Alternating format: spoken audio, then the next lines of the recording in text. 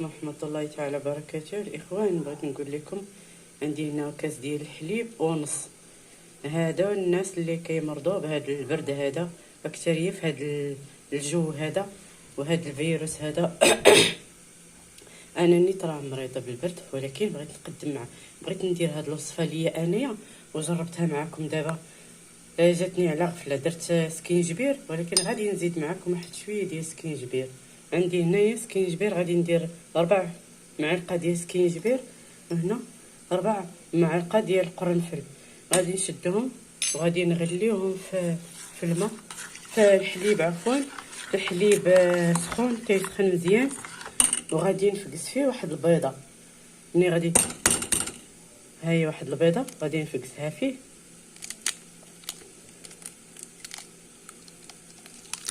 وغادي نرميها في هذا الشكل هذا، وغادي نطربها. غادي نحيد القشره ديالها، هي طاحت ليا، بقاو معايا ها هي دغيا. وغادي نطربها بحال هكا مزيان.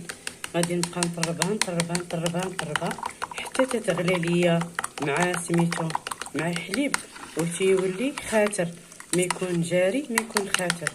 يعني واحد الوصفه رائعه بزاف، وكنتمنى من الناس تعجبهم هاد الوصفه.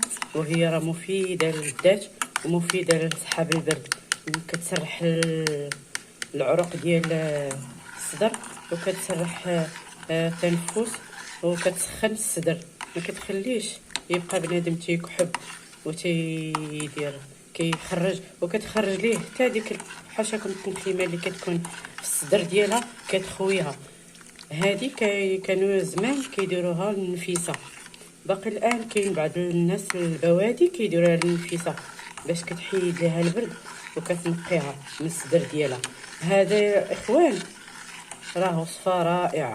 كنطلب كل واحد شاف هاد لا فيديو يبارطاجيه مع الناس والاحباب والاصدقاء، وراه غادي يستافدوا منه بزاف. وجزاكم الله كل خير، والله يشافينا ويشافيكم ويشافي جميع المسلمين ان شاء الله، وشكرا لكم. ها هي الوصفه كي ولات، انا غادي نوريها لكم مباشره. هذه هي الوصفه اللي ولات كيف ولات.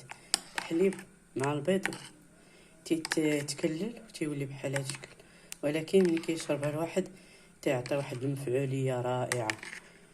ما تنساوش تقولوا للاحباب ديالكم، ما تنساوش تفيدوا به للناس اللي مرض، ما تنساوش تعاونوا به الناس اللي مرض. كنتمنى من اي واحد شاف هاد لا فيديو يعطيه للناس يستافدوا به. راه داكشي اللي كيخرج من الصدر راه لا العجب. في ظرف 3 ايام والله حتى تولي لاباس عليك ان شاء الله باذن الله. وشكرا لكم.